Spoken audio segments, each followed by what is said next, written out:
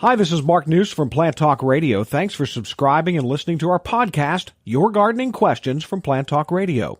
If you have a gardening question you'd like our host Fred Howard to answer, send him an email. The email address is fred@planttalkradio.com. Now for today's question.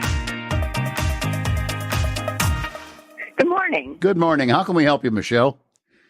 We have a large sycamore tree Okay. that is shedding like crazy. The Yes. limbs, not the trunk of the tree. Yes. Making a horrible mess.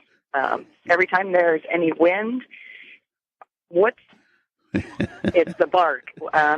Is there something that we need to do, or is this a natural process? Well, now let me make sure that I understand. If this is the bark slabbing off or it is the leaves dropping? No, it's not the leaves. Okay. It's the bark on the limbs. Okay. Not the trunk of the tree. Very good. That's what sycamores do. Now let me explain that. They have thin bark. It never gets, like that of an oak or an ash or a maple in terms of deep ridges and so on. It literally slabs off. It's called exfoliating. And if it isn't in your front yard, where you have to deal with it, it becomes quite beautiful as a characteristic, because that slabbing off, if you may call it that, will allow for browns, beiges, tans, and so on to show up clear on through following winter, which leads to the beauty of the tree, at least during that period of time. Now, there is nothing you can do or should do. This year, I think it's particularly significant because I was going to mention later, and I will do it right now. Many things are still growing, putting on diameter, putting on length of stems, and so on. And I think the expansion of the wood, in other words, the growth ring, is going to be far wider this year because of the constant supply of water.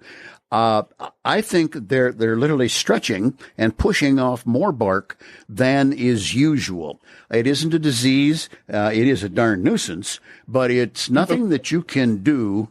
Well, there's only one thing you can do, and I don't recommend it, and that is to remove the tree, because it's going to happen from time to time, some years more than the others, but practice keeping your teeth clenched as you mow or rake first, and just simply accept it, because that's what sycamores do. Okay. Well, thank you very much. Yeah, I'm sure that's not what you wanted to hear, Michelle, but I think that's the way to answer it best. Hey, thanks again for listening to our podcast. Be sure to subscribe to our other podcasts as well, the Plant of the Week podcast and the Plant Talk Radio podcast, all on iTunes or your favorite podcast player. If you'd like to sponsor a daily podcast, contact us at fred@planttalkradio.com. To find out more about Fred Howard and Plant Talk Radio, visit our website, planttalkradio.com. Circle270media.com